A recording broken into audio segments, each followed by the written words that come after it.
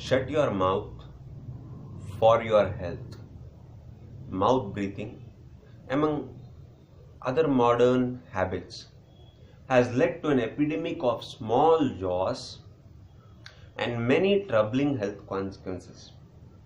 Our jaws are becoming too small.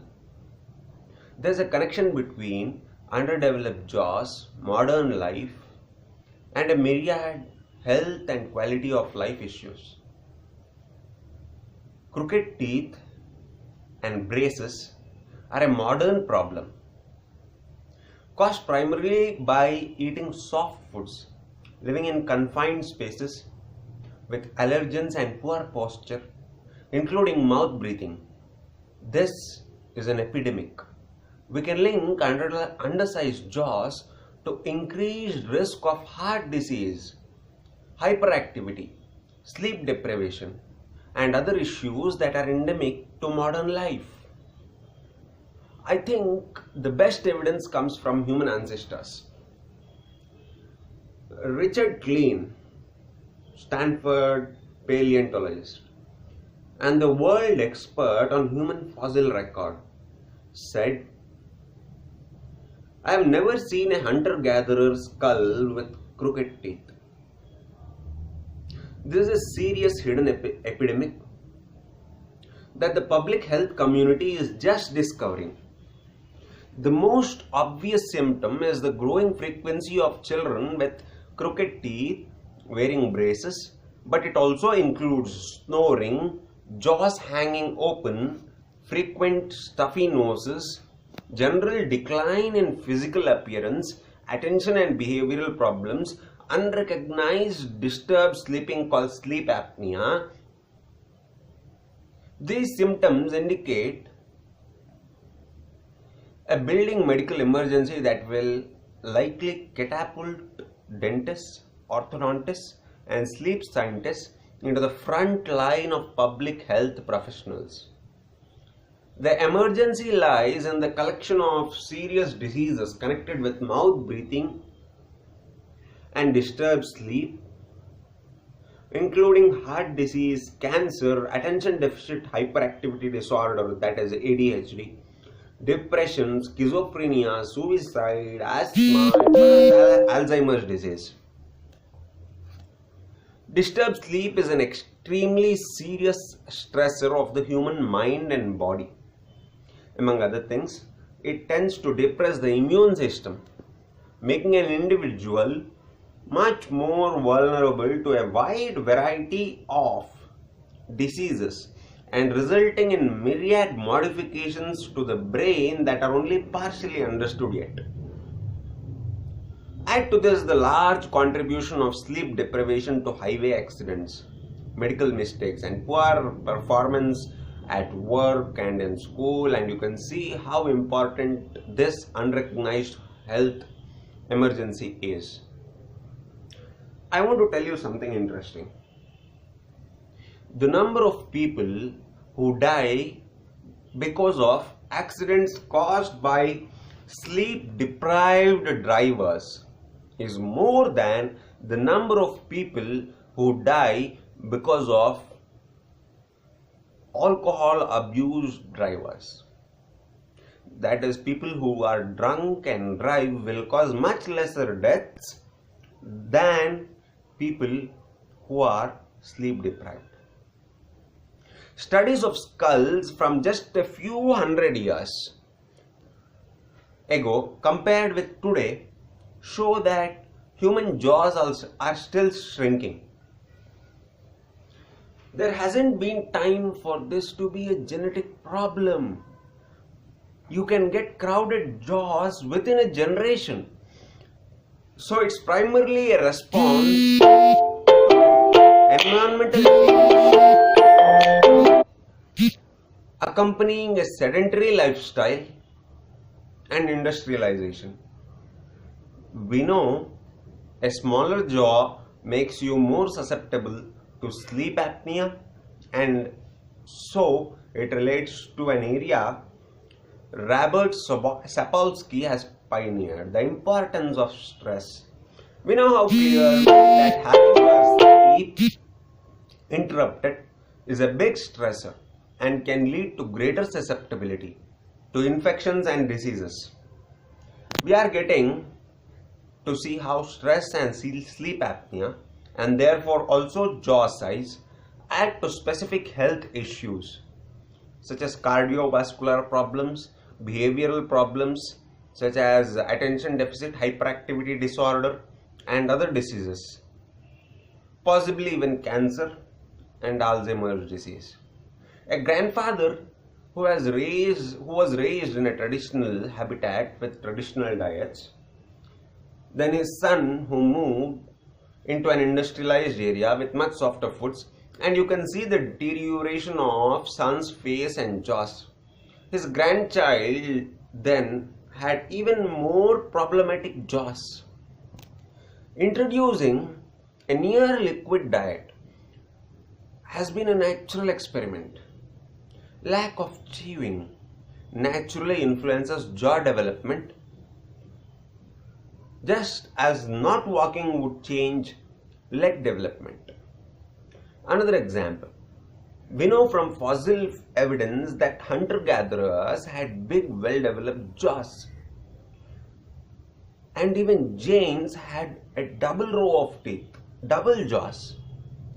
Snoring is a symptom of your tongue being too big for your jaw.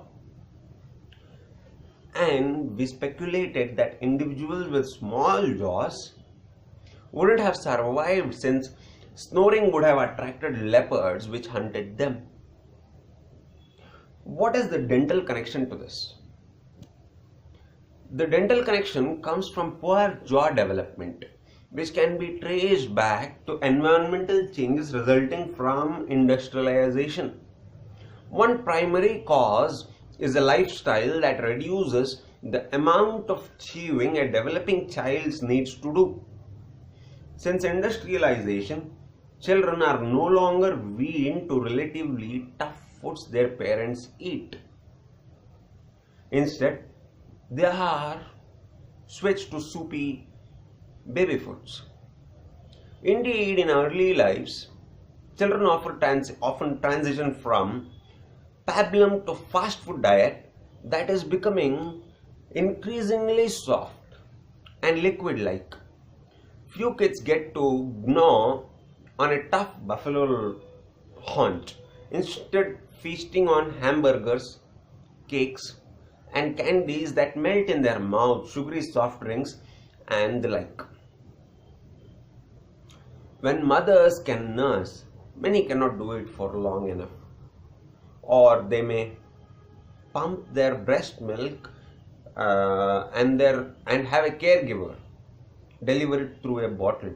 They recognize this is excellent for child's nutrition, but nursing directly from the breast exercises the jaw muscles. Having to understand why hardly this is not rocket science. Having milk poured into their mouths from a bottle doesn't exercise the jaw muscles. This lack of exercise causes poor development of too small jaws, crowded and crooked teeth, impacted last molars, that is the wisdom teeth, and unattractive long faces and receding jaws. To understand why hardly this requires so much science. Imagine how leg development would be affected if children were not allowed to walk. Another environmental change that contributed to the epidemic was moving indoors, where things that cause allergies such as dust mites and formaldehyde concentrate. Allergies create stuffy noses, and that leads to mouth breathing. That in turn bypasses the natural air cleaning, warming and humidifying functions for which the nose was designed. Since the bottom of the nose is the tip of the upper jaw, this changes the pressures of the air flowing through the nose and mouth, hindering jaw development. This phenomenon was documented long ago by experiments in which blocking the noses of rhesus monkeys produced great distortions in their jaws. What are the potential solutions to this? The cures for jaw epidemic are simple in outline. First, we must return children's diets to much chewier foods, perhaps even supplementing them with special tough chewing gums. We must also modify some current orthodontic techniques to emphasize forward movement of both jaws and avoid extractions.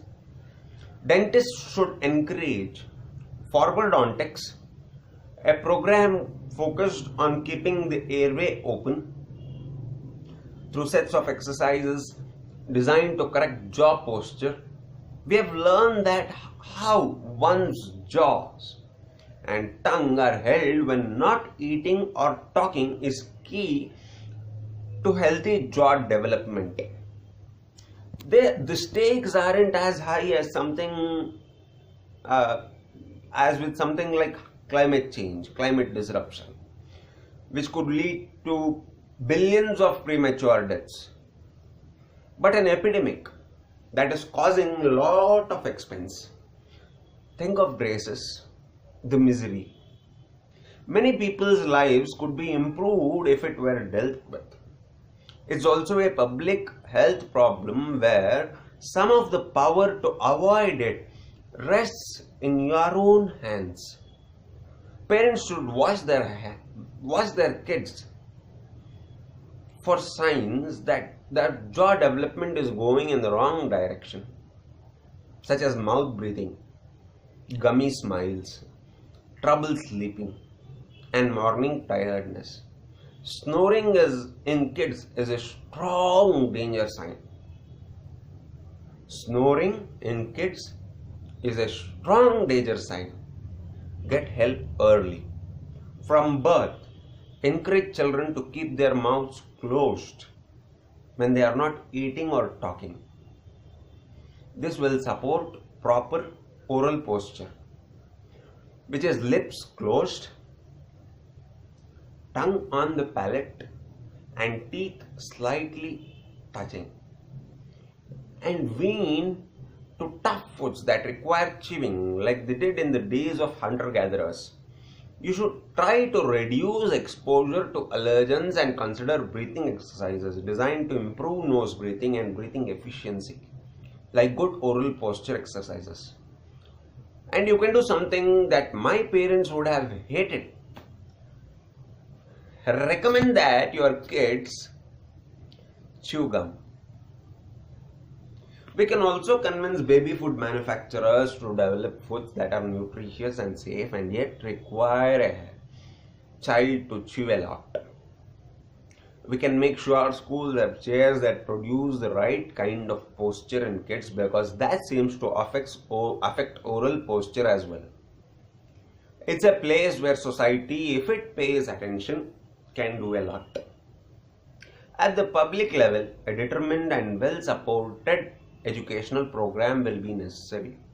At a personal level, healthy jaw development will require careful and long-term cooperation of children and from parents who have not benefited from jaw-friendly rearing, all under the supervision of dentists familiar with forwardontics. Most people in industrial societies today do not recognize the facial distortion that is common, the spreading of sleep apnea, the extent of children wearing braces, or other symptoms of an epidemic in oral facial health that can be traced to how most people eat and hold their mouths at rest. People tend to